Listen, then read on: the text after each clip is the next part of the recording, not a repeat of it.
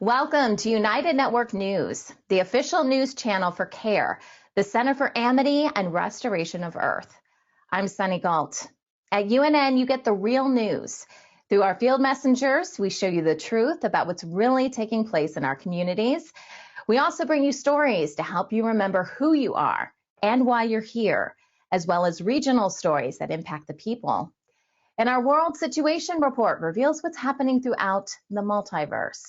We are here to restore Earth. In the U.S., it is Friday, August 30th, 2024. Have you ever heard of crown shyness? It's proof that trees adapt for the betterment of their entire ecosystem. Learn more about this natural phenomenon.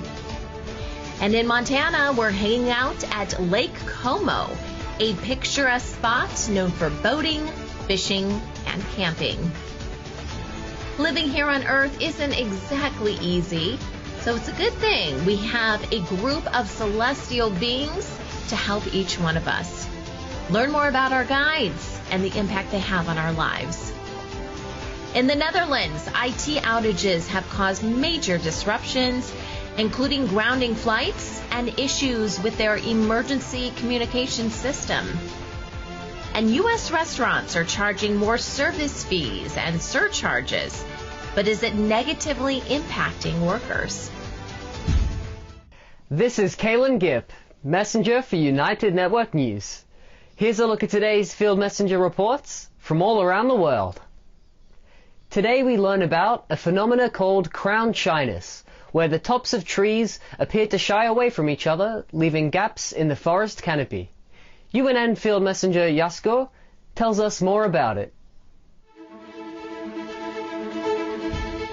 Hello everyone, I'm Yasko, field messenger for United Network News, reporting from Tokyo, Japan.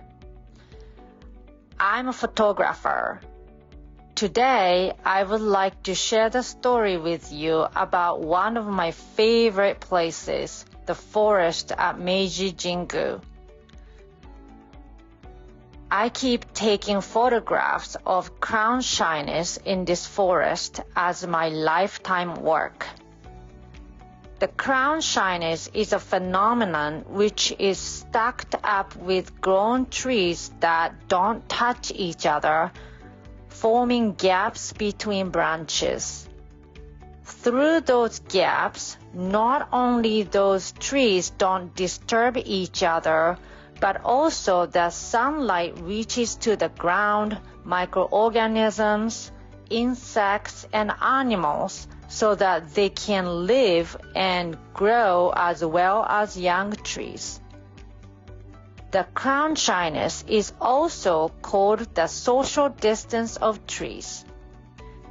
Biologists have investigated this, and recently they found out that plants are helping each other using their own network.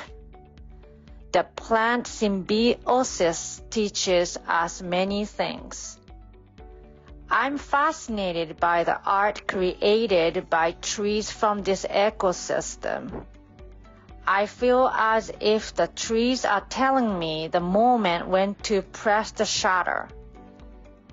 I love this collaboration with those trees, and I will continue taking photos of the crown shyness. Do you know you are able to find crown shyness in the forest and parks near you? Thank you for watching. This is Yasko, field messenger for United Network News. Lake Como in Montana, USA is a hidden gem that attracts visitors with its sparkling waters and stunning panoramic views. UNN field messenger Adaria highlights this tranquil escape.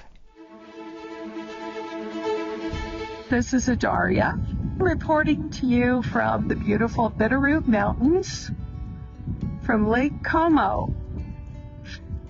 We're in Montana, USA. And yes, this is the same name as the famous lake in Italy, and it is the namesake of that lake. Right up here you'll see what they call the Como Peaks. And this is during the week. It's a Wednesday here in July. And there's hardly anybody here. It's wonderful. And there's a few day campers, it looks like.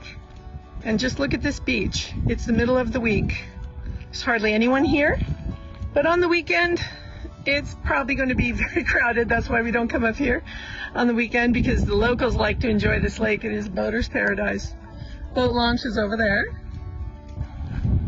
And the air here is absolutely crystal clear. See the pines? The air here is just absolutely intoxicating with the pine scent. So we have different camping areas here. Kayaker's paradise. Of course, there's fishing. And this lake, I believe the trail completely around the lake is about 13 miles. And the Como Peaks, I believe they're about 10,000 feet. And we are at, I believe it's 4,600 feet here. And the mountains here were formed by glaciers. And this lake is the highest water level. The Bitterroot Valley was full of water at one time. Hope you enjoy this view of Lake Como. This is Adaria reporting from Lake Como in the Bitterroot Valley and in the mountains of Bitterroots, Montana, USA. Have a blessed day.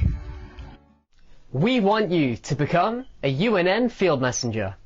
These are everyday people just like you who want to make a difference in their community. You don't need any special training or equipment. Just use the camera on your mobile phone and show us what's happening in your area. You send us your videos and our production team will create the report for you. Our website is up and running at unitednetwork.earth. You can submit your Field Messenger reports directly through the Field Messenger tab at the top of the page. You can also email your reports to our email address at fieldmessenger@unitednetwork.earth. Hey, I'm Kirsten from Switzerland. This is Wayne from Tucson. Hi, my name is Desmond from Ghana. I am Claudia from Dawsonville, Georgia. I'm Mikey from Pretoria, South Africa. Hi, I'm Steve McGrath, Fort McMurray, Alberta, Canada. People from all around the world are coming together. Happy day, beautiful world. We are here in a rather small urban garden, and this video is just to show you the joys that we've had in this garden with the electric gardening.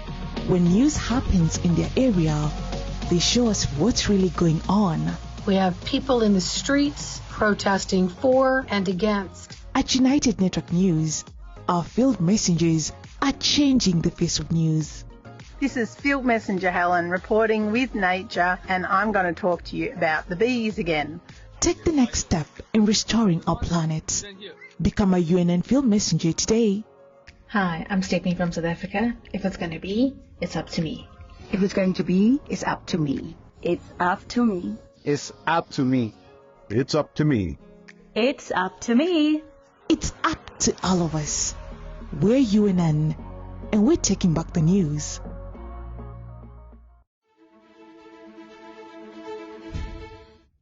Living life in the third dimension can sometimes feel a bit lonely, even when you're physically surrounded by people.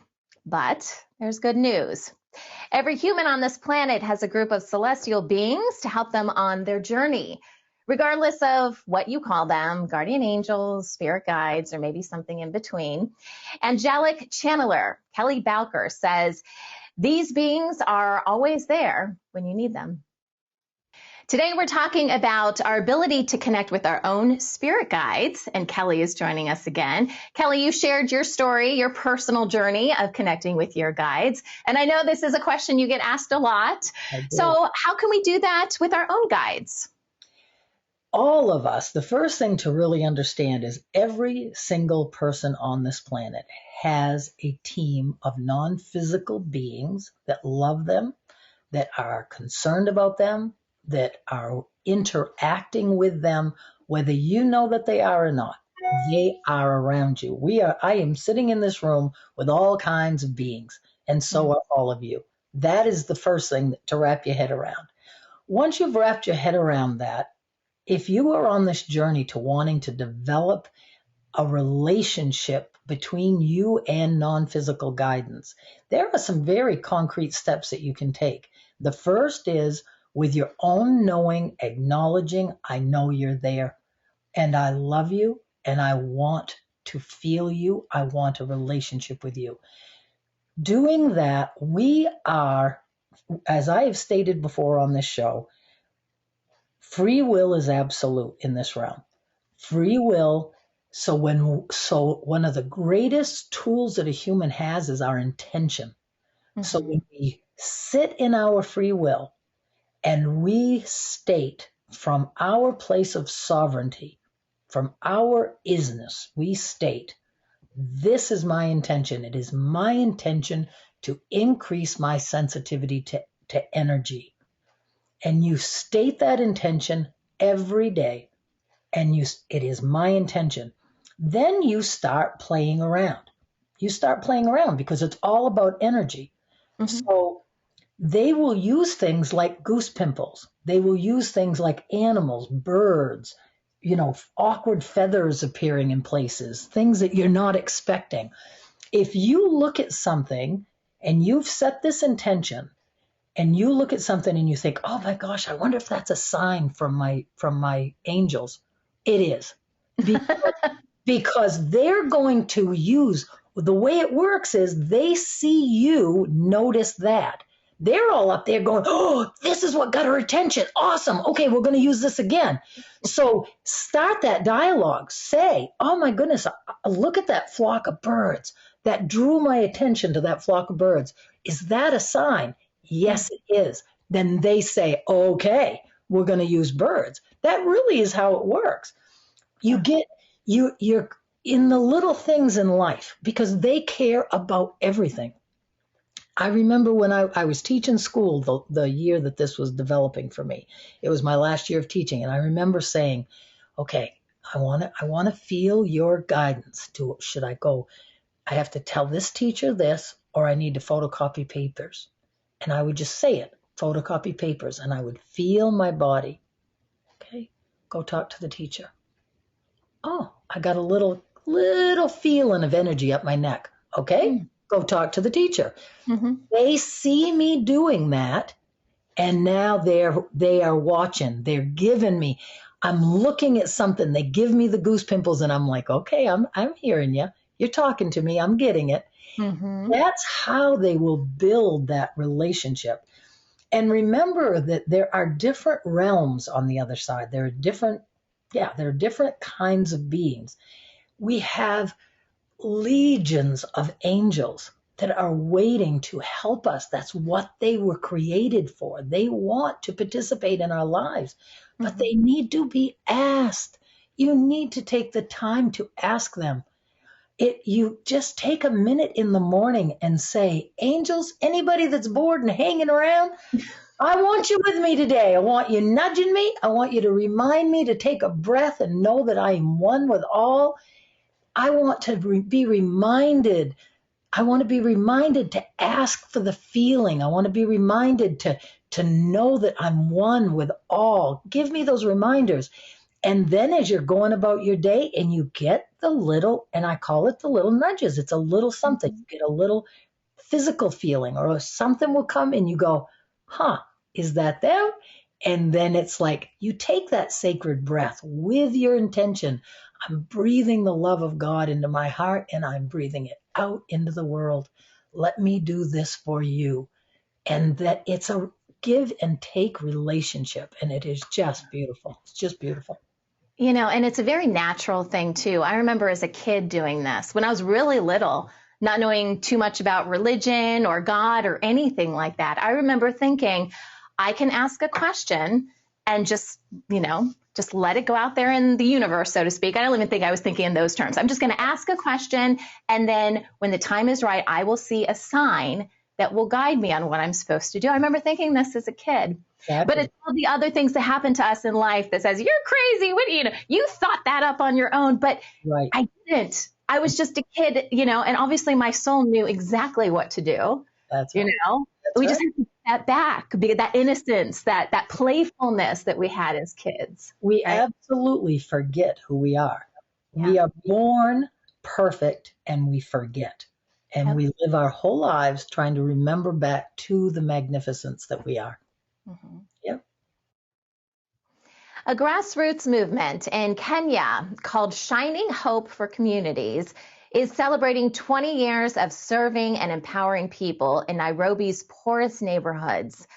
Founded in 2004 by a local Kenyan and an American exchange student, the movement provides essential services like clean water, sanitation, healthcare, and education to more than 40,000 people each month. Its innovative aerial piping system delivers affordable, clean water to poor neighborhoods, drastically reducing waterborne diseases. The organization offers free education for girls, leadership and job training for women, helping to break the cycle of poverty and dependence. The movement is now available in 9 cities and 2 countries, demonstrating how grassroots leadership drives lasting change, serving as a model for community-led transformation worldwide. In Mexico City, local leaders and architects have opened 13 new parks with community centers in part of a town known for high crime rates and poverty. The idea began as a way to provide safe spaces where new residents could begin to rebuild patterns of trust and social cooperation within their own neighborhoods. Within each park is a community service hub that offers a wide range of public services, including job support and workshops. Each park features a special attraction like life-sized sculptures, mazes, swimming pools, and movie theaters, offering affordable family fun that's close to home. As a result of these efforts, crime rates have declined significantly, while employment rates have increased. This initiative offers greater insight into the importance of neighborhood parks in encouraging community engagement and civic pride. In the UK, long waiting lists for mental health therapy have sparked a rise in people seeking alternative treatments. Forest bathing, a type of ecotherapy, offers a sanctuary for those needing relief from the stress of modern life. Participants practice deep breathing and mindfulness exercises that engage sight, smell, sound, and touch in a forest environment. These include noticing the range of colors in nature, smelling strongly scented leaves, and experiencing different textures and perspectives. Forest bathing sessions vary from 15 minutes to extended retreats. A 2-hour period with less than a mile of walking is the most popular. This practice of immersing oneself in forests and nature is providing an effective complementary treatment, with people reporting significant benefits to their mental well-being. We are United Network News. Every day, we release real stories from real people all over the world. Phil Messenger reporting from Gold Coast, Australia, Denmark, Canada, Uganda, from Atlanta, in Southern California. In their own words, people like you share what's really happening in their area. At UNN, you are the news. You are creating a new world with infinite possibilities. You are the restoration plan. Come join us for the real news every Monday, Wednesday, and Friday, only on United Network. We're UNN, and we're taking back the news.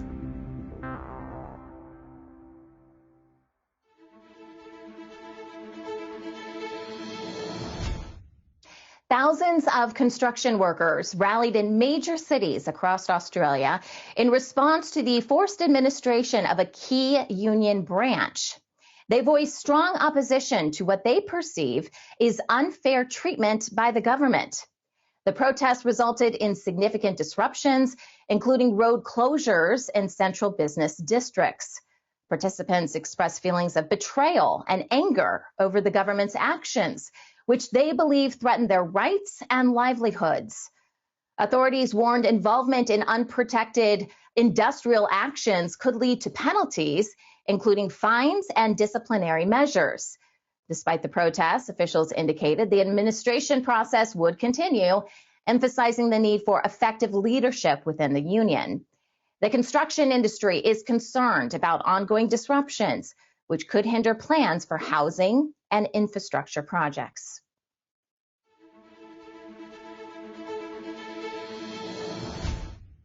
IT outages in the Netherlands have caused major disruptions, including grounding flights and locking out civil servants. A network failure at the Ministry of Defense has been identified as the source of the problems affecting various government sectors. Flights at Eindhoven Airport, which also operates as a military facility, were canceled, leaving travelers stranded with little information on the situation. Airport authorities are working to resume air traffic, while some passengers have been transported to an airport in Belgium, located 100 miles away. Also, emergency communication systems were impacted, prompting police officers to resort to mobile phones and text messaging for coordination. Despite the widespread issues, hospitals, the tax office, and the National Emergency Service reported no problems. The water industry in the UK says proposed reforms to address sewage outflows may lead to higher bills for customers. A recent letter from industry representatives indicated current regulatory plans could hinder companies' ability to secure necessary investments, impacting their capacity to improve infrastructure and service delivery. The average bill is projected to rise significantly if companies are granted additional funding allowances, with concerns these increases may further strain household finances. Also, residents could face delayed repairs to leaking pipes and sewage outflows, risking environmental damage and water shortages in the future. Critics argue years of high dividends have weakened the industry's financial stability. The regulatory body is expected to publish its final decision soon, following a period of extensive feedback from various stakeholders, including consumers.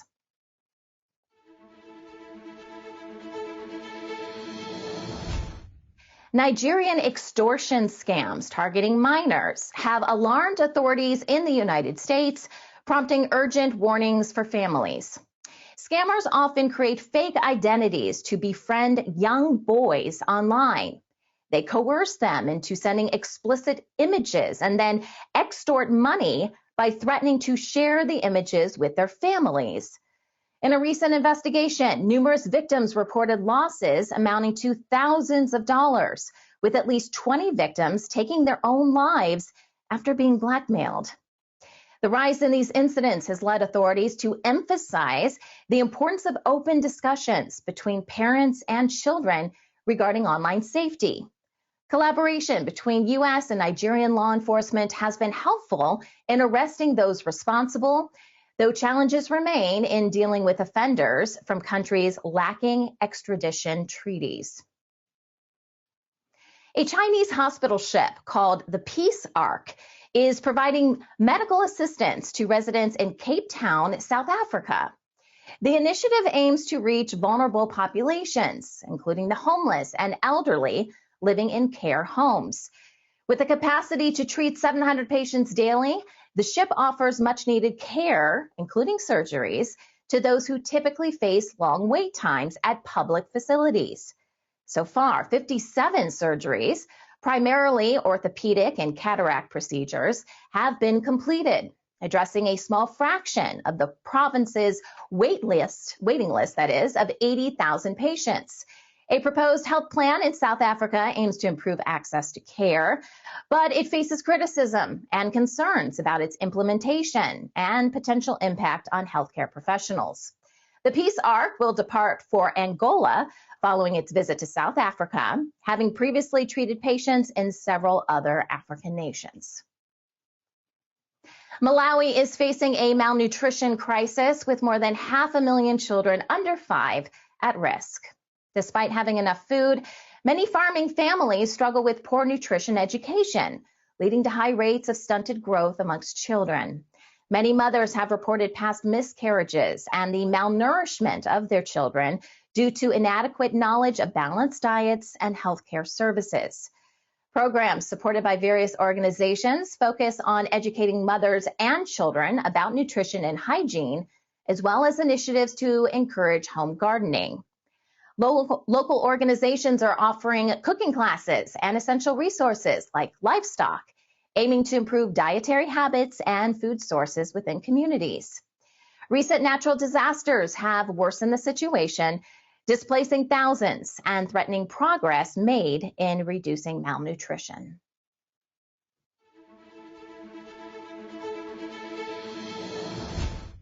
South Korea has approved a bill allowing nurses to perform certain medical procedures typically reserved for doctors amid an ongoing doctor strike. The legislation responds to years of advocacy from nurse unions for improved working conditions, which had faced strong opposition from the medical community. With thousands of trainee doctors on strike since February, the healthcare system has been under increased strain. The new law aims to facilitate the role of physician assistant nurses and establish legal protections for nursing practices. However, the Korean Medical Association criticized the bill, warning it could lead to confusion over medical practices and negatively impact patient care. The health minister argued this legislation would support medical professionals and urged doctors to find common ground to resolve their ongoing strike. Malaysia's recent internet restrictions is posing significant challenges for its citizens, compromising access to information and privacy. The government has intensified control over internet service providers, blocking access to alternative DNS servers, which users previously employed to bypass prohibited sites. Also, social media platforms with more than 8 million Malaysian users are now required to register for operating licenses by the year's end, facing penalties if they fail to comply. The government claims these measures are in place to combat online abuses, but critics argue such restrictions silence dissent and limit civil liberties. Human rights advocates highlight the lack of transparency surrounding the government's actions and the vague definitions of restrictive terms.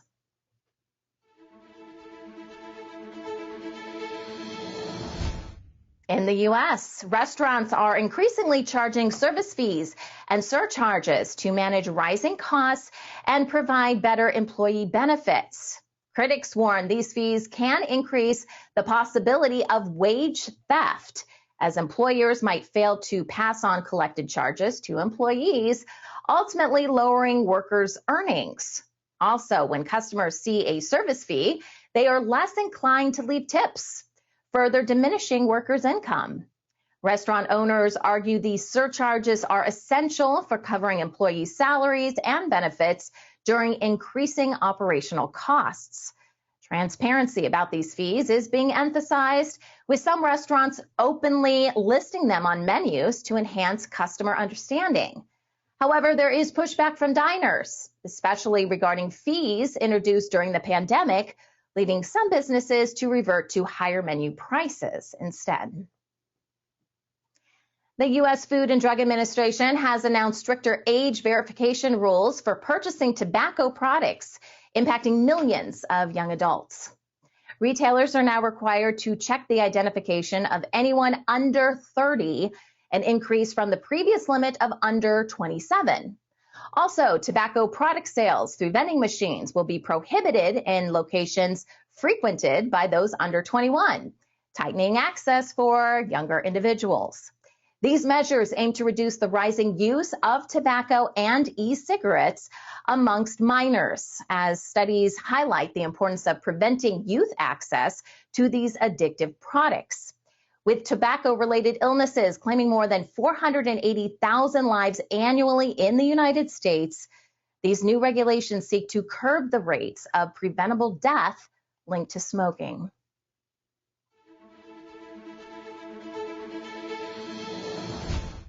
In Brazil, more than 10 million individuals struggle with illiteracy, significantly impacting their daily lives and employment opportunities. However, a growing number are seizing the opportunity to learn through evening classes and literacy programs offered at universities. One such initiative provides free literacy courses on campus, aiming to empower adults who have missed out on formal education. The program also caters to school dropouts seeking to build on their existing knowledge.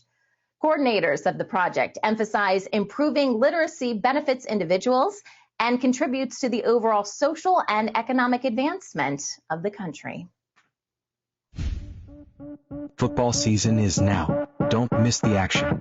Get all of your games in one place. At United TV, don't pay an arm and a leg to keep up with the action. For as little as $15.99 per month, you will get it all. With multi-screen viewing, make this season your winning season. Go to unitedtv.org and sign up today.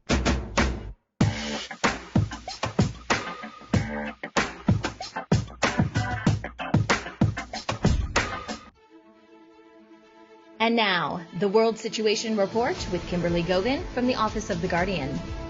Today we will discuss the truth behind what has been happening in the Middle East as we visit with our global intelligence agency boots on the ground, Agent M.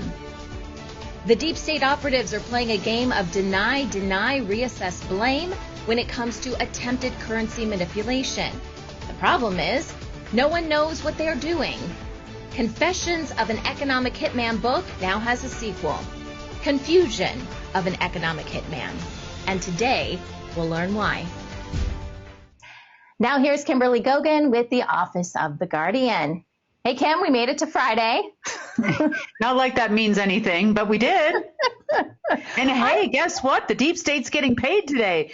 Aren't you shocked? They've been told that they're getting paid today, right? Yeah, you know. Yeah, one of those We days. should just probably introduce this segment. Hey, it's Monday. Guess what today is? Hey, it's Friday. Yeah, exactly. It's not funny, but it is funny. You know, I have to laugh a little bit because I'm still waiting. I did this interview, if you haven't seen it, with George the Iceman the other day, and he mentioned to me that there is actually an occult reason why they pick those 2 days as being a payday. So I'm going to get that information. He hasn't sent it over to me yet, and then I'm going to share it with all of you, or have him come on and have him share it with you, because I got to know. At this point, I really would like to know why they do it every single week and why nobody seems to care. You know, they get angry, throw some stuff around. You know, by 5 o'clock today, they'll be really angry, you know, Eastern time, and then that'll be it. They'll say, wait till Monday. They're like, okay. What in the world? Yeah. And we're going to talk a little bit more about that in a bit here too. I've got a few things I need to cover today. But first, before we do that, I would like to introduce to you, or reintroduce to you, Agent M. Agent M has been on before. He is a part of the Global Intelligence Agency. He is in the Middle East region. He's all over the Middle East most days. So without further delay, welcome, Agent M. Assalamu alaikum. Peace be upon you all, ladies and gentlemen. It's good to be back and alive. I know. It's been a rough couple months, hasn't it? Yeah. They tried. They gave it all. But I'm still here. I know. Well, congratulations. We both made it through another 30 days. I know. Yeah. It was pretty rough there for the entire month of half the month of June and half the month of July for Agent M. I know that for sure. Yeah, it appears that he's definitely still on the mend, to say the least. There. So let's talk about, you know, what's been going on there. I've touched on it a little bit in the news as well. We talked about, you know, the false start in the Middle East. What is going on now over there? There was that incursion that happened, the ground assault that happened. You know, we haven't seen something like that in over, I think it's 20 years now. as severe as it started out. Anyway, what is going on over there? What's the current status over there between Israel and Gaza? Well, as you all know, since October the 7th, the the Hamas did their thing and allegedly invaded Israel, which nobody can actually say that's true. It's been ongoing since then, and the people are suffering. I mean, now you have recently, in the recent days and weeks, bombs as big as 1,000 pounds dropped on, very compact locations where a lot of refugees are, and you have, hundreds of people die every now and then.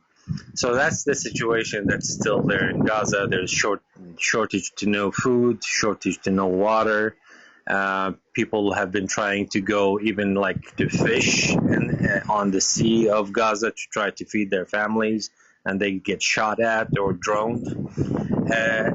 The Egyptian borders are closed. Nothing is actually flooding in from there, even though that there are donations from across the world that can feed the entire population. They're just standing there. They couldn't get in.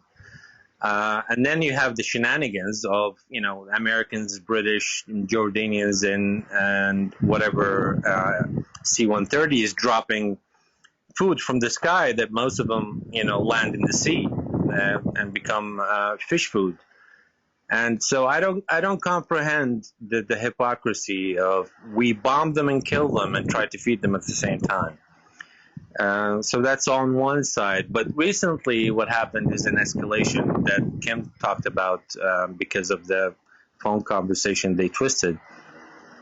Apparently the Israelis decided to do a ground invasion of the West Bank. Now, the West Bank has been technically under occupation of Israel for a very long time. The West Bank originally was part of Jordan and under the custody of Jordan. But then the Jordanians donated that part to the Palestinians so that they can be overcome by the Israelis. Now, so recently that's what happened in the past few days. They went in, and it's one of the biggest assaults since 2002. And what they have been doing is basically just spread terror. So they immediately started to demolish all the roads. They would use these large machines that would destroy roads, anything that can do movements. They would have snipers deployed, curfews. Anyone that moves would be shot. Of course, now there are some people there that have light arms, like your AKs and whatnot. And when you have people, coming into your home to do you harm, you get to the point where you do use these weapons. And so now they're like, oh, terrorists are there. So they start droning the place, airstrikes happening. It's all a shenanigan. It's a big attempt to continue the narrative and to say that, they are actually advancing or doing something or meeting their targets or their objectives. Do you think this has anything to do with the Greater Israel Project? I think it does. And I believe that they're doing it slowly. I mean, everything that you call the Arab Spring that started in 2011 is part, and even the emergence of ISIS and all of that is a big part of the Greater Israeli Plan, yes. But all the recent events are just to cover up for the lack of, execution on the Iranian side to start this world war. So they needed a boogeyman, and they couldn't find anyone except for a bunch of Palestinian kids in the West Bank. Yeah. I've seen some of the social media coming out of there. You know, there's like a little 3-year-old in one of the pictures I saw, and it says "you whore," you know, and all of this stuff. I mean, it's a baby, you know, it's a 3-year-old child. It's ridiculous. And it almost seems like they're trying to entice them into doing something. I think when this all started, though, they did have the backing of the Palestinis. It looked like the Hamas did. Well, everybody did. You have the Syrians, Assad and his wife were, doing, having talks and being promised by them. The Iranians, and that's part of the, the fake deaths and relocations to Belize. Assad and his wife are not in Syria. He is in Moscow and she is in London. I don't know if she joined him. I think there's a lot of people that are being, pissed off. And it seems like everybody's getting on everybody's throat. So, and the Palestinians are not really doing anything except fake promises of payment next Monday or next Friday. Football season is now. Don't miss the action. Get all of your games in one place. At United TV, don't pay an arm and a leg to keep up with the action. For as little as $15.99 per month, you will get it all. With multi-screen viewing, make this season your winning season. Go to unitedtv.org and sign up today.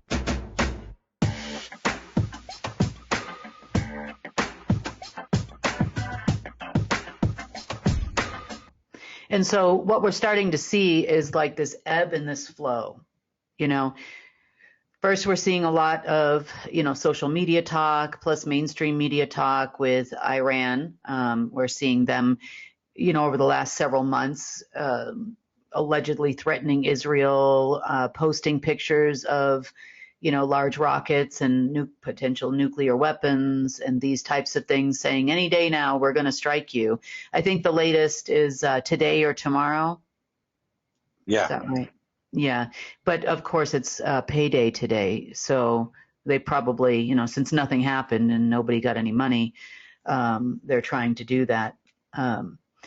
Another interesting development I'm going to talk about too, regarding the Middle East, is something that kind of came to my attention recently. So I'm going to mention it to you because it's important as an American citizen that you know this, and it's also important for the Middle East.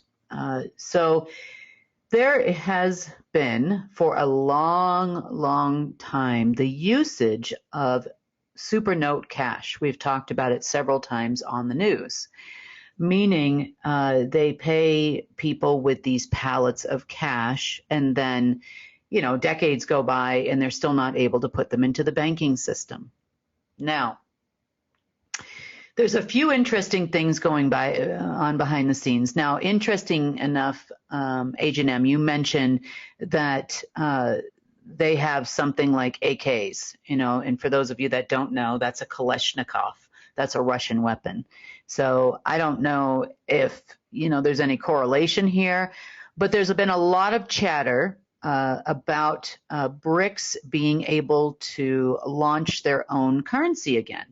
There's an uptick in this. And I'm mentioning it for a reason. It appears that they have been promised by these deep state operatives that they will allow them to have their own currency, but of course they need to be in control of it. They are also basically saying that they would allow BRICS to issue this new currency, not only if they were in control of it, but also if they would assist them with the crash of the United States dollar. And they would replace the United States dollar as the world's reserve currency after its fall, of course, with the BRICS currency. Now, these same operatives are people that I watch very closely. And I watch them very closely because they're always doing something they think is going to work, but it doesn't ever work. Now, for those of you that don't know, Saudi Arabia, Kuwait, I do know Israel as well, Iran, for sure, the Revolutionary Guard there, and Iraq have been waiting to cash in some of these pallets of cash for over 3 decades, some of them even longer. Saudi Arabia got the majority of their pallets back during Desert Storm. You probably remember that. I know that some of the pallets of cash were actually sent to the tune of about $3 billion in pallets of cash were actually sent by Kamala, right, just as she came into office as Vice President of the United States. She was the one that ordered those pallets to be transferred to Iran, actually. There are rumors that there are a lot of pallets of cash also in the UAE, United Arab Emirates, and also in Dubai. And of course, always, we can never forget Turkey because they have lots of them as well. Now, worldwide, we estimate these pallets of cash, they're super notes, to be in somewhere around, it was around 27 trillion. I think that's up to almost 38 trillion now because Blackwater has figured out a way to start printing them. Mm-hmm. Wow. Yep, that's a lot of cash. It's not, even if they cashed it all in and it all went into the banking system, it's still, well, that's never going to happen anyway. It's still not enough for them to dominate any kind of financial markets or anything. And would it be enough to pay for a world war for a little while? Yeah, it probably would be. But you know, that's never going to happen either. I need to explain that. So it has come to my attention that the same people that are running this crazy operation of crash the dollar promise BRICS countries, most specifically China and of course Russia, that they would have their own currency, which is a lie. That their goal and their way that they plan on crashing the dollar, which would make sense to the Russians, because I keep repeating the Russians because I know about, I actually listen to the lengthy conversations that have been taking place both in person and also over the phone with Duck Dynasty. So I'm paying attention here. So Duck Dynasty is so old. They were operatives that were actually present during the fall of the Soviet Union back in the day. They talk about it a lot. These guys, you know, both in, you know, alt media circles, and then, you know, they discuss it a lot about what they did. They keep saying they actually did it. But what they forget is, number one, you had a significant group of alien overlords that did it. Okay, that's number one. Meaning the crash of the ruble did not happen because you guys put a bunch of ruble on some pallets, took it out of the country, and then came back in and flooded the market. Next, we did not have at that time a human-computer network that was global, meaning we did not have a financial system that was interconnected globally in those days. It really didn't start ramping up until 1984.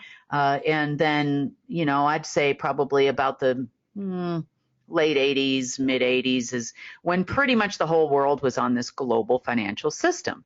But what you did have at that point is you actually had a backbone Omega system that was in agreement with what the aliens wanted. Now, just because you're the cowboy boot wearing asshole that showed up over there in the 1979 or 89, whether that be Iran or in Russia, and moved money all around, and you think that you were the one that crashed? No, you didn't. No, that didn't happen. No, you just did your little tiny part, and you know, you think you were successful, just like Leo Wanta and others that talk about they were the ones. There's been so many ones that have crashed the Soviet Union, allegedly. But, you know, on the Russian side of it, it kind of made sense. Well, this was something the Russians and the Iranians were trying to do cooperatively in 1979. So for those of you listening, welcome back to 1979. Here we are again. We're running the same operations that we ran then, or they are, I should say, not us. So they intend to take this approximately, from what I can tell, about 38 trillion in fake United States dollars, and they think that they could flood the market with them, number one. Number two, blame it on China. It's already started. They're going to blame it on China. Number three, that means they get their world war. And number four, they think that'll give them access to a system that really doesn't exist anymore called Omega. And number five, I don't know if they're trying to beat it into submission. I don't know. I don't. They're trying to will it to happen, I feel. They're trying to will it to happen. Look, all the humans that want it to happen. And then we're going to go into the savior complex about this too, because you actually do play a big part in a lot of what's going on. So I think the reason why we're seeing a lot of steady movement in the Middle East, but not a complete eruption, is because everybody is being promised now that they can cash in these pallets of cash. For those of you that don't know, the central bank digital currency known as USTC is also been given in fake wallets. I think, H&M, you even got some at one point, didn't you? I had, I received from someone else something similar, which was, I think, the earlier version of this, the XUSDT or XUSDP, something like that. Yeah. Insert digital currency here. And of course, they wanted him to do a bunch of things. And he's like, well, I can't spend this money, you know, and there was this whole argument. So, of course, they were going to round back to him when that was cashable. And now we've got a new one, USTC, US Treasury coin, which is not involving the Fed, by the way, but it is involving the Treasury Department, which has always been a Black Sun operation. So they are also holding these large wallets that they've been promised they could cash that in very soon. The other thing that all these countries have in common is most all of them now hold the BRICS digital currency in fake wallets, which is fake money, which they can't actually use. So there's a lot of chatter going on right now about the United States supporting BRICS as the global currency of the world, you know, the global world trade currency. So in other words, all gold, all oil, all gas, you know, would all be traded in BRICS global currency at that point. Now, see, these are Americans, most of them, and they're more than happy to crash the United States as long as they get some power. I think they've been wearing their cowboy hat too tight and their boots too small, because this is never going to happen the way they plan it. So they want to take this cash. They think they can flood the market in 2024 and end up with the same results that they had in the USSR, which meant a crash of the economy. Then they come in and then they'll make their deals with the United States. Of course, they're going to be the savior now, them and the orange people. Not the Oompa Loompas, guys. I have nothing against Oompa Loompas. I'm talking about the taller orange people. They're going to come in and they're going to be the savior of the United States. You know, going to negotiate with China just like they negotiated with the U.S. on behalf of the USSR states in Russia, et cetera, at the time. But you have a little flawed model here, gentlemen. Number one, you do not control human-computer networks. Number two, that is not in Omega's former programming, even if you could get it up and running again. Next, you're going to run into the key integrated monetary system, which will kick out your $38 trillion in fake money. We are also digitized now. We have point-of-sale machines, tap and pay. We have counters that actually will register the magnetic ink, whether it's true or false. And you'd still have to put those numbers on a computer screen in order to affect the value of the dollar. Again, it's not 1984. I know that you want it to be 1984. I'm sure you want to be a young, spunky cowboy operative out there, but unfortunately, that's not going to work out for you. Next, all the deals that you're making with all these people in the Middle East, that they're going to finally be able to cash in their U.S. Treasury coin, your BRICS coin, your pallets of cash. The ones that I know are calling you and promising you all of this are full of it. Beep. You know, they are full of it. There is no way that they could achieve this objective without the cooperation of the base platform for human-computer networks on Earth. There's no way. So they see these little uprisings down Monday, Wednesday, you know, month Friday, whatever it is, next full moon, new moon, harvest moon, you know, everybody's getting paid, 9/9, you know, that's another day, and nothing is going to happen. You countries are all going to be sitting there looking just like you are right now with your jaw on the floor, basically saying, where's our money? China is not going to take the blame and start World War III, like they are saying, for the American operatives that are working for the Trump administration's ridiculous monetary scheme from 1984, which will not work today. It will not work today. They're going to be very disappointed people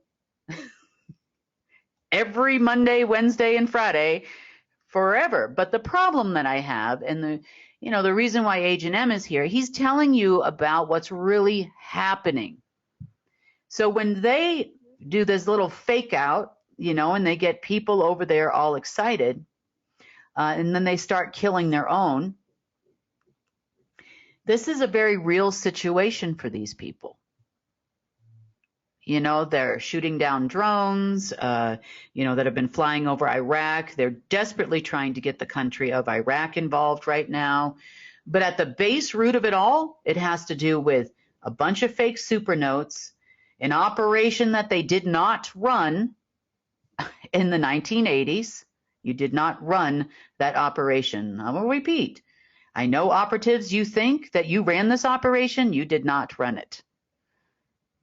So, and in combination with that, in order to sign up all of these countries behind the scenes, like Saudi Arabia, Turkey, and all of these countries that have agreed to join the BRICS organization, they're all sitting there looking at their wallets because they're being told that they're going to be cashable now. Forget your U.S.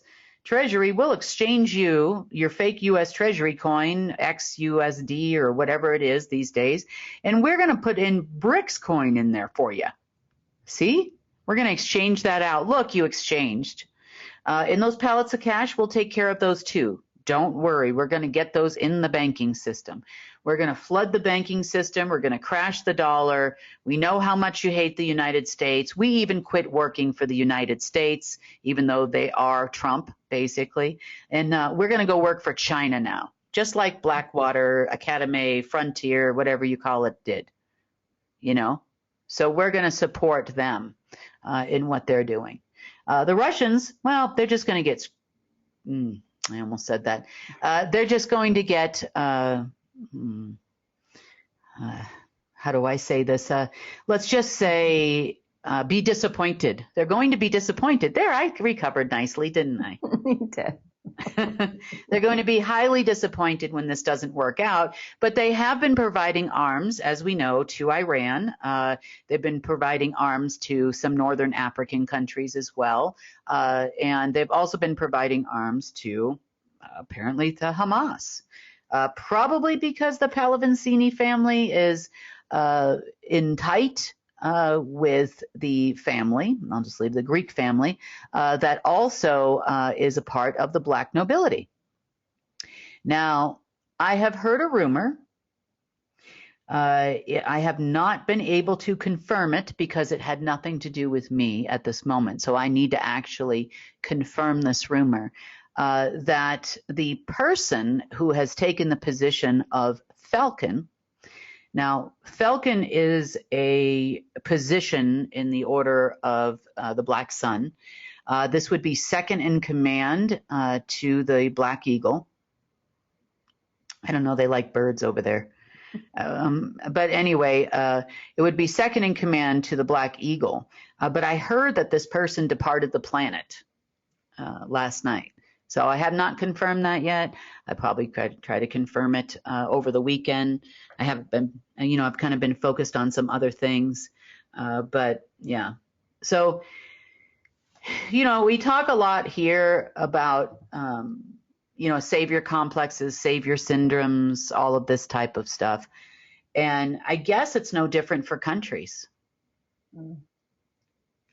We say if it's going to be, it's up to me. These people say if it's going to be, it's up to us, even though we keep pointing out that all they do is lie. Yeah. They try to use Tom, use me to say that that's where the money is coming from. That didn't work out real well. And so now they're back to the pallets of cash. It's actually called here amongst U.S. operatives, it's called Project Becky is what it's called. I don't know who Rebecca was or Becky is, but that's what they named it, as Project Becky. So they've been trying to cash these pallets. They've been floating around the operative world with big promises and zero delivery, as far as I know, for, let's see, 1, 2, 3, 4 decades, 4 or 5 decades. Yeah, and nobody's actually been able to cash them in. Actually, at that time when this all started, it was Bush Sr. that created this, how to get everybody to do something for nothing scam. Right. How to move the world for nothing. But at that time, operatives were actually still getting paid money too, because they had access to some accounts that were based out of Credit Suisse, but trickled into places like the Cayman Islands and Panama and other places where operatives would get paid. So So at this moment in time, that is never going to happen. So if you happen to be listening to this from Iran, Iraq, Israel, or anywhere else, they do not have the power to put those dollars into circulation. Yeah, you might find some people trying to buy gas at a gas station or a petrol station here in the U.S. or whatever with it. It doesn't even matter if you try to circulate those dollars all over the world. It doesn't even matter if you made deals with banks to take them in, because the actual Office of Accounting is not going to count them as a viable dollar. It'll count them as counterfeit, actually, and then kick it out of the banking system completely. So you've kind of, they keep trying to do something that's old, make it new, but what it does is it kills people. Mm-hmm. And that's my concern. My biggest concern right now is their lies kill people. And I don't know if they breed or what they do, but like you get rid of 100 of them and then there's 100 more. I mean, I have been to so many sites on this planet where they have been trying to get a hold of systems, trying to do things that are going to blow people up. I was in the Maldives this morning. I was also off the coast of Greenland this morning as well. And they just never get anywhere. But I guess they have faith and they're not going to give up. But the savior complex of countries, like the Russians, the Chinese, are they ever going to get over the fact that order is never going to come through for them? Are they? Doesn't seem like it. That's number one. Number two, you know what? If the Russian government wasn't in on this, the USSR government at the time, the old KGB used to run it. The KGB still running it. That's Putin, whatever that is these days. Still running the Russian government. Nothing's changed. Nothing's changed whatsoever. The only difference is they're all sitting there waiting for their partners in crime there, the cowboy people, to finish the job. That's why I'm encouraging all of you to start to think about something different, think about something new. What can we do to fix this society the way that it is? How do you not become the old KGB? Start your war again, keep things back up in Ukraine, keep it pumping on behalf of some cowboys that think it's 1984. I'm under no delusion it's 2024. I don't know about you guys, but it's definitely 2024, at least in our current calendar. I don't know how many trips around the sun that really means and 4 calendars ago and whatever the SSP thinks, but that dog is never going to hunt. So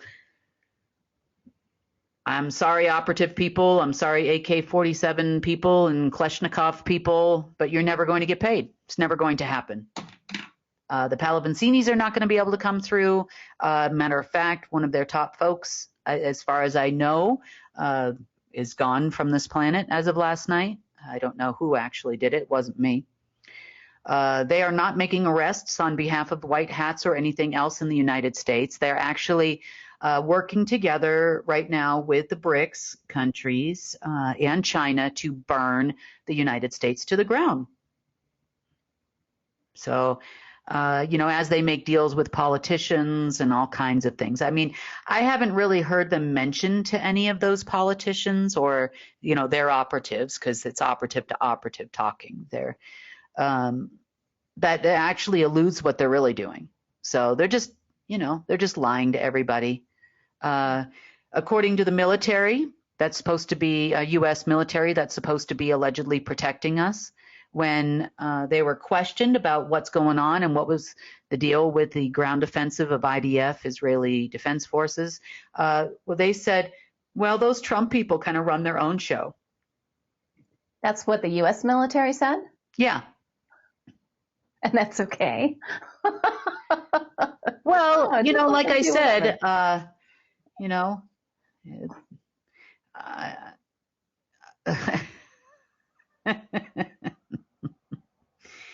I told you I don't expect them to do anything. I really don't. There's no tribunals going on. There's no Gitmo project. There is none of that happening from our own U.S. military. And, okay, fine, they're doing their own thing in the Middle East. That means that the Trump operatives are, using all of their contacts and connections from 1980, whoever's still alive over there, and they're still trying to run things in the Middle East.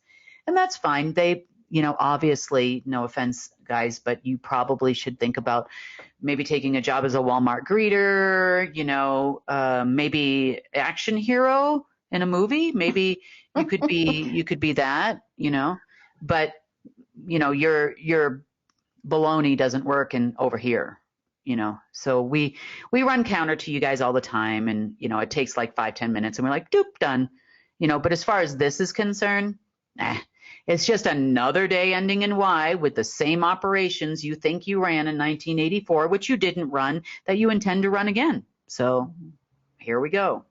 Do I see them crashing the United States dollar? No. Do I see them making promises that they're going to crash the U.S. dollar? Yes. Do I see the United States military that's supposed to be protecting the United States, like that's kind of technically their job, doing anything about it? Nope. Even if they thought it was possible, they'd be like, oh, well, that's cool. How much are we getting? Oh, we're going to get big money from it. Oh, okay. You can go ahead and just burn the place to the ground. That's totally fine. We'll help you, actually. Would you like us to arm some citizens, maybe get the Civil War going? Yeah. And it's no different over there in the Middle East. Yeah, it seems like we have a saying here. It says that the donkey doesn't fall in the same hole twice, which means a donkey is intelligent enough not to fall in the same hole again. Apparently, our deep state operatives are not even intelligent enough to be donkeys. Nope. They keep going in the same holes. They've got their select group of 15 holes or 20 holes, and it's the same thing over and over and over again, constantly over and over and over again, which is why I keep saying to you guys, we got to do it better. We got to do it different. We need to make sure we have our own resources in every respect. And for the love of God, please do not expect the military to save you, because they're not going to. It's never going to happen. They're complacent in half of the operations that are intended to burn this country to the ground. It's really the leadership though, right, Kim? Because I mean, there's a lot of people in the military that really do think that they're serving their country and doing a good thing. I know they do. And a lot of them even know what's going on, more than they're willing to say. Because when you're in there, you can't say anything, right? You have to go, even if they know they're going into the slaughter and the orders don't make any sense. Right. They still will go anyway because, that being told to, and that's how rank and file works. And, for them, their father served, their mother may have served, something like that. They go into the military and they don't want to dishonor their parents, by not following orders and not being, a good little soldier and that kind of thing. But, I would caution you to ever joining the military in any country, anywhere at this moment in time. I'm sure it's excellent training. The benefits are excellent, but it isn't your daddy's military anymore. It's worse than it's ever been. It's just not worth it. Why would you do it? If anything, maybe take some training courses, figure out how to shoot some guns and be prepared to defend your neighborhood should anything happen. Protect your own. They give them guns so they can protect themselves, and then they call them a terrorist. It's a setup. Oh, look, it's a Kalashnikov. Hey, anybody watch the movie American Made? Anybody see that movie? Yeah, I saw it. What a coincidence. They were shoving Kalashnikovs down the throats of the people in Panama, just down their throats. They wanted to make sure they were running around with Russian weapons so that they could blame Russia for what was happening there. Russia, supplied the weapons, but it wasn't. It was the CIA in the movie, and it's the CIA now. Who is really providing Kalashnikovs to the people in the Strip? But if you're standing there with your wife and your kids, or your kids and, whatever, you're going to defend your kids, and you've got now a weapon to hopefully defend yourself somewhat so that you can make it to the corner store to get a gallon of milk. They're forcing them into creating a world war type situation. Well, the very Americans that get on YouTube and every other tube and start sitting there saying they're patriots are the ones that are giving them the Kalashnikovs. This is old news. It's not 1984. You've never had anybody run counter you. Everybody that was in my position and higher on this planet before was the one that gave you the orders to do it in the first place. 1 out of 9,000 operations it took running simultaneously, and you only knew about 2, to allegedly, the USSR. Now, in the days of the USSR, back when they had an Omega system and there was a Marduk and Enki and an Enlil and the parents and Covens and all these people that were participating in the alleged fall of the USSR as it was supposed to be, at that time, they also granted Gorbachev a high-ranking position in the order. And he still has that high-ranking position in the order. They also transferred 11 trillion United States dollars to a bank in a little tiny country called Andorra for him to use personally. That was his personal money. Wow. Yep. And that's how it used to work. And that's why the cowboys were successful. I mean, realistically, if you walked into any country in the world, anywhere, and offered someone $11 trillion to let your country fall apart, do you know how many of those leaders would say no? Yeah, that's scary. Not one of them would say no. So it's not like the cowboys are that talented or anything. That's an idiot's dream. I mean, yeah, it's like me walking into a homeless shelter and saying, hey, I've got keys to this house. I'm ready to give them to one of you. Who wants to do this? It doesn't matter what it is, doesn't matter. I need you to drive this car through here or do this or, they'd all do it. And then they'd probably have all the rest of the people in the shelter living in it too, because that's how those people are. But I'm not saying the leaders do that, but, no one shared Gorbachev's $11 trillion, and nobody even cared until it went and got frozen, several years ago, back in 2007, 2008. But that's a couple decades of living high on the hog. You'd think he would have got that thing off his head too, Maybe that's a signature thing. I don't know. But anyway, the point is, what they're trying to do is not going to be successful. You're going to hurt some people. Yes.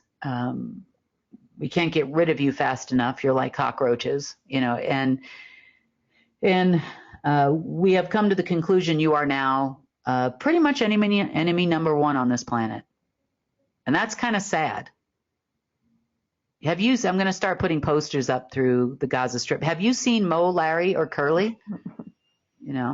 Call us. Call this number. Agent M. More importantly, some other questions for you. So let's just say we can get Duck Dynasty to stop disrupting life in the Middle East. Let's just say that they abandon the Israeli project. Let's just say the Greater Israel Project, where Israel becomes the entire Middle East. That's their goal there. Let's just say all that's abandoned. What do you feel is going to be some of the greatest challenges, with life in the region there that we're going to face? Well, me personally, I believe that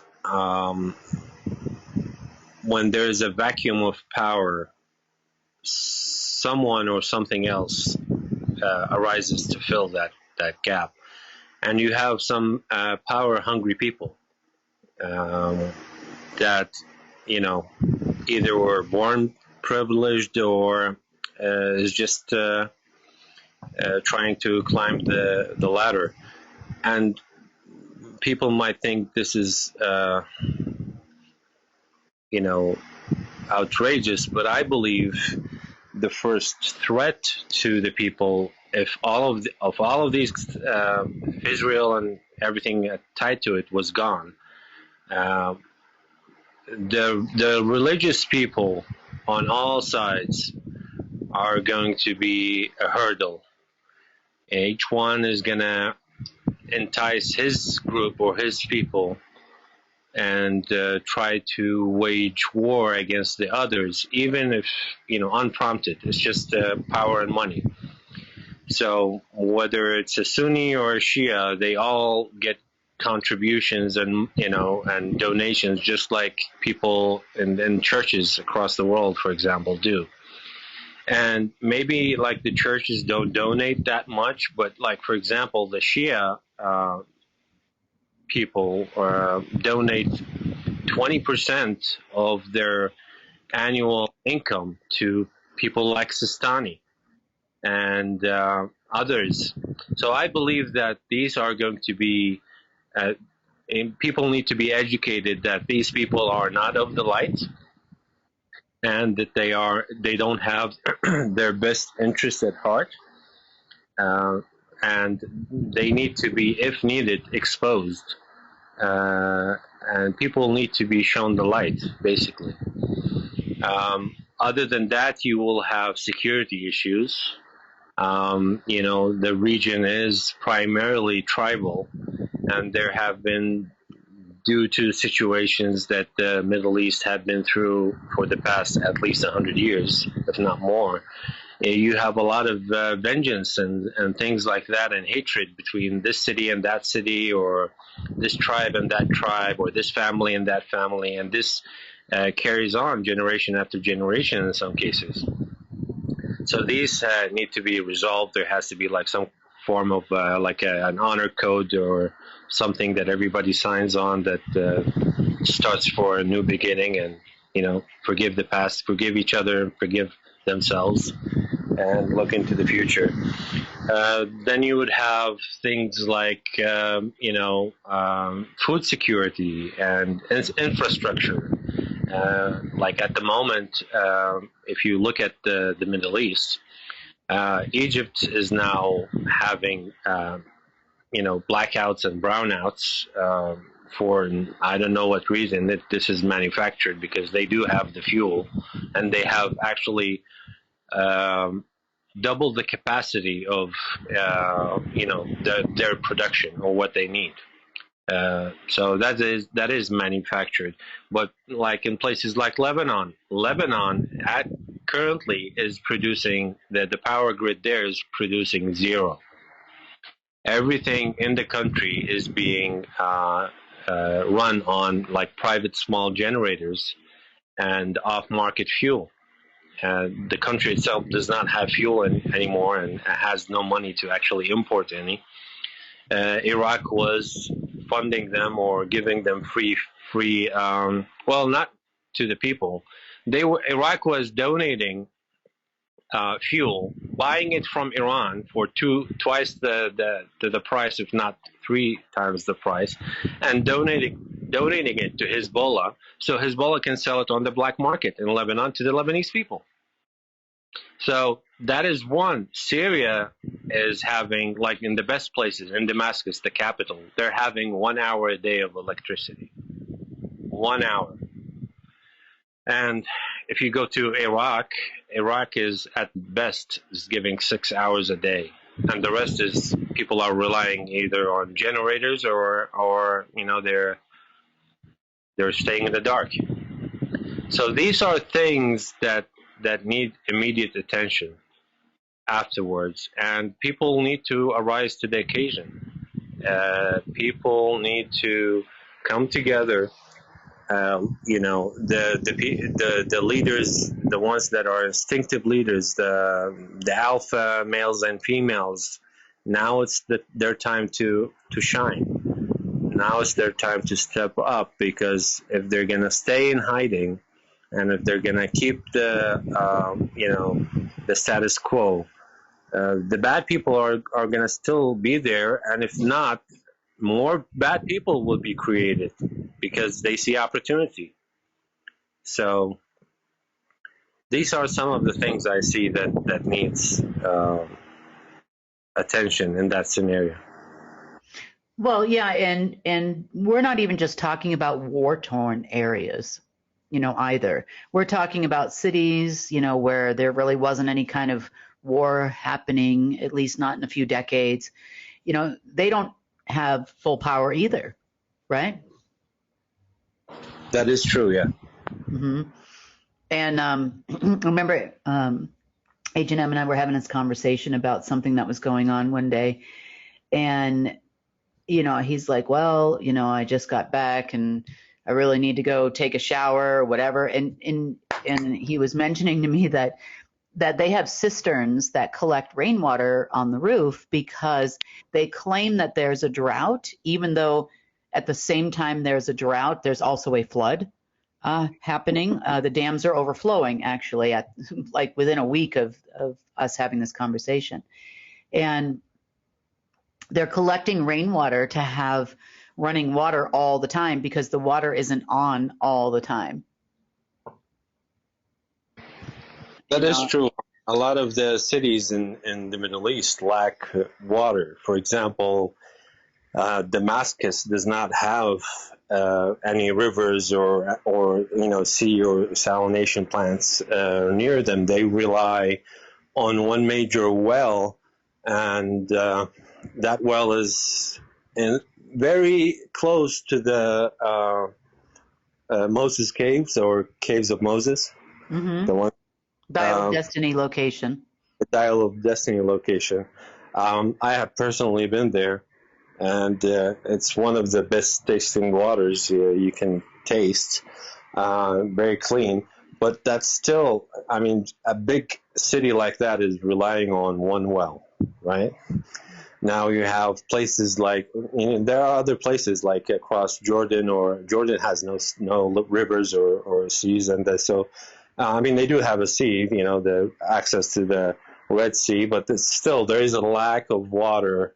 So Iraq has 2 rivers, but because the government has been so corrupt, and they've been just focused on creating fake projects so they can steal that money and pocket it and spend it on, primarily escorts. I'm sorry to say. And snow. Yeah, exactly. A lot of snow and Viagra. Yeah, so these are, things that need to be changed. The flow of rain that happened in the past year could sustain the whole region for 10 years. But there was no infrastructure set. All of it went away. In fact, it did a lot of damage to villages and people that live near the dams and near the rivers more than it did them good. It destroyed their crops as well.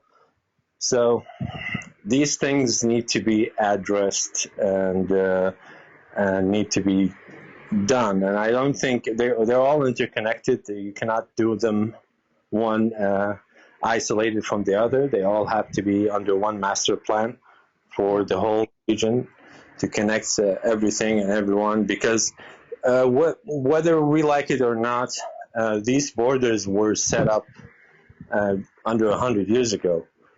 These people used to be, the people in the Middle East used to travel all across the entire place with no passports or no IDs, and you had relatives in different, what we call now, countries. And I think the people are starving to get back to that point. Mm-hmm. Well, change is never easy, but we've only been desalinating water now for, probably at least a century, if not more, longer than a century. They could have put infrastructure there long before there was ever wars and Desert Storm, long before, they've made ridiculous sums of money in oil since we've had cars. They've been around for a while. We've had cars. And they could have done, put up desalination plants, large plants. They could have put in infrastructure. And he's right, in a lot of cases, the soil there is very hard because it's the same thing kind of like it is in if you're in the U.S., like it is in Arizona or other deserts you might be familiar with. It gets really, really hard, and then it forms something called caliche. At least that's what we call it here in the U.S., where it's like cement, about 6 feet down. But you don't need to go down that far to build the infrastructure. Matter of fact, that's the whole reason why they killed Gandhi over in Libya, is because he was building waterways for 30 years. So, I'm not saying he's a good guy or a bad guy or anything like anything else, but they definitely didn't want water in the Middle East. So, as far as I'm concerned, the faster these cowboys get out of our way, the better off we'll be. We don't have the Clintons sending Navy SEALs over there to die at the moment. Looks like they would like to send some people over there to die. So it's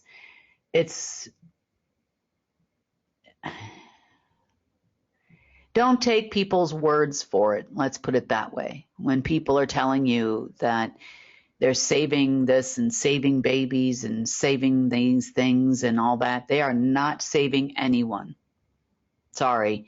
There might be a few military people running around in Israel / Gaza or the West Bank area right now that have saved some kids, animals, things like that. But for the most part, as far as orders, they're not ordered to do any of that. There's nobody high up in the military. There's no white hats. I'm sorry, but we're on our own, kids. We are on our own. And the more we try to figure out, so the more we talk to H&M, the more we talk about these types of things, the more we can understand it's, our infrastructure in America is falling apart. Europe's is better than ours, believe it or not. And, you know, there it's semi non-existent as far as what we know. You know, we got a long road ahead of us. You know, are they going to blow it up with drones? Well, I don't know. You know, it's something we have to think about.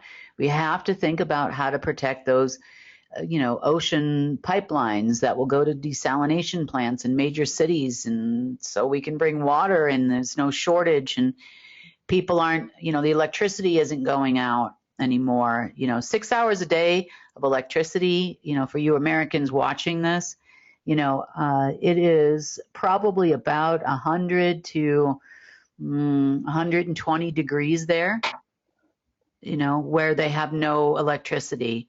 You can't even run a fan, unless you're special and you have a generator, and most people can't afford those things either.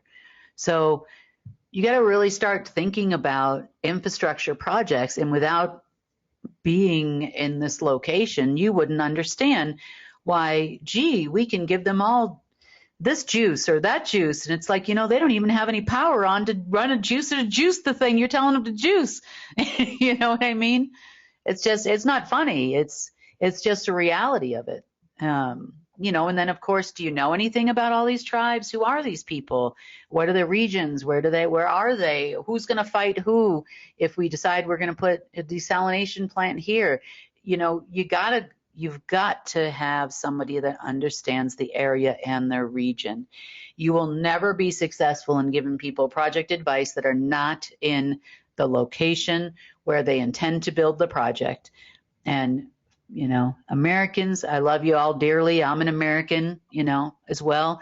But please stop trying to save starving children in Africa. They need to save themselves. No offense, but they do. That means they need to come up with their own ways of transporting food, their own places where they can grow food, and they need to figure it out. And they have done it for centuries since others invaded the lands, so to speak.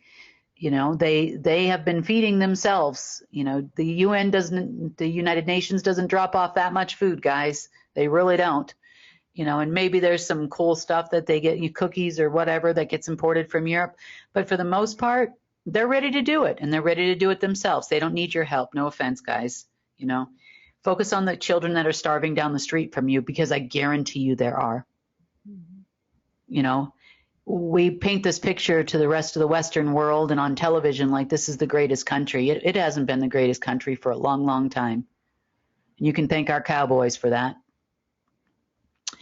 And they'd like to burn it further to the ground. So that's something we need to be concerned about too, because we now know what they would like to do. They have sold out to China. I think they want to be China operatives. I don't know if that's, they would like to do that over there. China's also lying to them, to be fair. And everybody's lying to the Russians, both the Chinese and the What a mess. Yeah. Oh boy, But the world needs to change, and it's going to change because we're changing it. It's not because somebody's coming to save us. It's not because the military is going to do something for us. And I'm sorry, and it's a hard fact, really. And there have been times in my life where the only thing there was source. That's it. And I thought to myself, how am I going to do this by myself? How? That's not even possible. But you know what? Things are possible that you never even dreamt of. When you'd be surprised. Things just show right up on your doorstep. You come up with a great idea, how you can negotiate with all these tribes to get everybody to at least agree that you all need electricity and water, and what their share in that might be if it's a monetary thing. And I know you don't like these people, and that's fine. You don't have to like these people, but you need to send the water through, how do we make those negotiations? And someone that has been there, knows those people, like Agent M, will help us get that job done. We may need lots of things from you guys too. I know the medical system there is terrible as well. They you don't make a doctor's appointment there. You'll sit there all day long, and you might not get to see the doctor for 3 days. You have to come back in the morning and wait in line again. So, I know everybody thinks that the U.S. is burning, and I've received some messages saying, "Oh, I had to walk. My car's broken." Try being H&M over here. That's not a good. Well, that's what I'm trying to say. Count your blessings. He's still walking. He's breathing after, a whole month of barely making it. We have a lot of work to do, and we have to look at ourselves too and say, what are we willing to do? Things that we see as saviors aren't just people either. We can walk down the street to a pharmacy or we call them drugstores here in America, and you can go pick up some aspirin if you have a migraine. You can go make an emergency appointment and get seen the same day. And we complain if we have to wait a couple hours in an emergency room or an urgent care. You don't realize how good you have it and how good the system actually is compared to the way it is in other countries. So, but we definitely need to take a look at the things that we find convenient and figure out something to replace them. And hopefully something healthier, that works. So long road to go, guys. We've got a lot of work to do. So roll up your sleeves, get to work on your planning of how we're going to do that in your community, in your area, in your country. And try not to focus on the dark parts of things that are trying to happen here and there. I know it's disturbing and it's upsetting, but these people are strong. They've been through this for decades. Most of them don't even know what it's like to live in an area where there is no war and people aren't shooting at each other. And it's not often as bad as it seems on TV either. Some of these places, H&M, you remember the time we had that footage of them videotaping them shooting rockets and it really wasn't even happening? Oh yeah, I mean they falsify things all the time, especially recently, where there isn't like pay or nobody's holding their promises, and so I'll give you an example. Recently, this is not in Iraq. This is in Lebanon. Right before that, incident with the Israelis going into the West Bank, the Hezbollah launched, I counted them, 40 rockets. And they came out in the media saying they launched 320 rockets. I was like, there were only 40. I counted them, from all footage, from all different angles. I saw them. And, they allegedly also said that they hit Israeli forces with it. In fact, the only thing that was hit was a chicken farm. And a few chickens were killed and injured. Other than that, nothing. And now you can see there's a meme that is, going like wildfire in the Middle East, where chickens are armed. There are pictures of chickens that are armed, to protect themselves. And, so it's like... I can see that. That could be very important. Yeah. Yeah. Yeah, they do that a lot. The other thing that we've also heard over the last week is allegedly there had been 8 people, according to data, that had passed away of monkeypox in the last 50 years. Now, if we look at the current data that is being reported, over 525 people have died on the African continent. There's hundreds of thousands of people that are infected. And, the numbers just went off the charts. I'm like, yeah, no, definitely not. Unless POX stands for some kind of new machine gun or drone. Is it a POX drone, H&M? No. Pakistani. No. Maybe it's like Disease X and SpaceX and Elon Musk. Maybe he's got a POX drone. That's, yeah. I mean, if you list, since coronavirus first came out, or at least in the media, if you list all the names of the variations that happened of that, and every single disease that came after that, we would reach probably 100 now. And monkeypox is probably not going to be the last. I mean, I don't know what pox they're going to come up with later, but it's not going to work. They don't have, they don't have the means to spread them, and they don't have the means to bribe and pay the governments to actually implement lockdowns and other things, and because they have not paid up on their last COVID bonds and other things. So nope. I don't think they're gonna unless they are going to decide to be that specific type of donkey. I don't think they're gonna fall for it again, at least not that way. I don't know. Don't insult donkeys. They're nice. I know. They have fallen in many, unlike the donkeys, they have gone into the same hole many, many times and tried to jam that square peg right into the round hole over and over, with no results. So we'll see what happens over the weekend. God willing, we'll start to see some change. I know we've been working on change over here.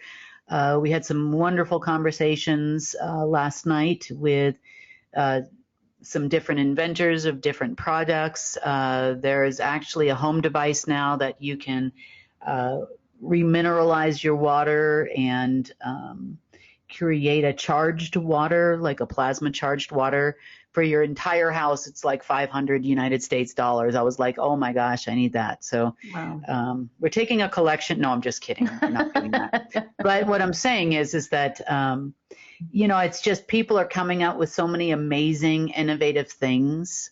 And it's going to be up to the marketplace to help them. I mean, I didn't even know this. Apparently there was they call it the Tesla, no affiliation with Elon Musk at all. They named it Tesla after Nikola Tesla because I guess they were having, and it was just like a week or two ago, and it was about 3 hours from here in Albuquerque, New Mexico, where there was this whole big trade show that was going on with hundreds of new technologies that these people have up and running currently. Different frequency machine healers, all kinds of different stuff. And I'm like, how did I miss that? Well, I missed it because they don't have any marketing. Unless like you're in the know, you don't even know that it's there. So we're going to start working on, hopefully with some of these folks too, to get the word out when they have these types of shows. We're definitely going to be talking to some of the inventors of those, more inventors, I should say, of these new technologies that are already in production, that are already available. So we're excited about that kind of stuff. Nobody did bring a transformer for you, Agent M, so I'm sorry about that. That's okay. We'll look forward. But we have a way to clean water, so that's good. Yeah. But anyway, we're going forward with marketplace. We're going forward, with all of those types of ideas, the oils. We're going to start doing a lot more of an explanation of what they are, why they work, those kinds of things, and what you could look at for something for yourself if that's what you want to do. We're going to also bring in some other people that have worked with oils as well and actually make their own, that kind of thing too, and get their expertise in their suggestions, because we're doing this not for our own selves. We're doing it for you and for everyone. So the more people that work together, the better off we're going to be. So it'll be great, I think, to have a couple of different experts on to talk about different things. There are some medical devices that are affordable and that you can use at home for pain. They use frequency sound and and a certain amount of light, I should say. So there's a lot of different things that they've taken that are kind of on the market that they have perfected. They've actually, there was one guy that took and put, I think he said well over 100 human frequencies, beneficial frequencies into his machine. So when you run the machine on yourself, it can actually make all those changes in your body that are positive for healing many different things. So many great things out there. We have not stopped moving forward. Obviously, there's still operations in progress as far as, no, you're not going to crash the currency. No, you're not going to do this. But, we're working hard at progressing. Let's put it that way. Very much so, putting together systems that are going to replace other systems, which everyone is going to have to participate in. And I don't mean like we're forcing you to be slaves. What I mean is it's going to be all of our jobs to make sure that the system works. There has to be a guy that drives the truck. Is going to be a guy that picks up and unloads the truck. There's going to be a lady that's going to do this. There's going to be a man that's going to do that. So, we're not, there's no one left behind and no one's left out, but it took all those people and some aliens to make the crappy system we live in now. It's going to take all of us to get together and make this work and really listen to each other too, because a lot of people have great ideas, and maybe your idea is halfway there, but maybe they have something else, and don't go yelling at these people. We're not our enemy. We are not our enemy. There are enemies out there, but we, other people, are not it. And I'm sure everybody would like to be right, but we're going to have to throw that attitude out the window where, ideas are supported not because of who the person is or that they've been doing something for 30 years, because I've been surprised by someone who doesn't even have any experience in something going, oh, look, outside looking in, here's that solution. It's like, wow, never thought about that, so just remember, we're not each other's enemy. Please, try to move forward in a way. You don't have to like everybody. Really, you don't. You don't have to invite them over for barbecues or anything like that. But remember, you have the same mission, and that is to make the world a better place for generations to come, and may it never go back to the way that it is now. Just repeat that in your head every time you want to yell at Mary or Fred or Frank or whoever. Just repeat that over and over again. We are not each other's enemy. Yeah. So on that note, Sunny, now it's your turn. It's my turn? Yeah. To wrap up the news? Yeah. All right. Thank you, Kim. Thank you, H&M. Want to share news from UNN? Help us change the face of social media and use it for good. Connect with us through our online channels. Our social media team creates clips from each newscast you can easily share with people you care about. That's also where you'll find our UNN Meme of the Day, a great way to encourage critical thinking. Links to all our social media sites are available at the bottom of our website at unitednetwork.earth. Let's change the face of news together. And that wraps up today's news update.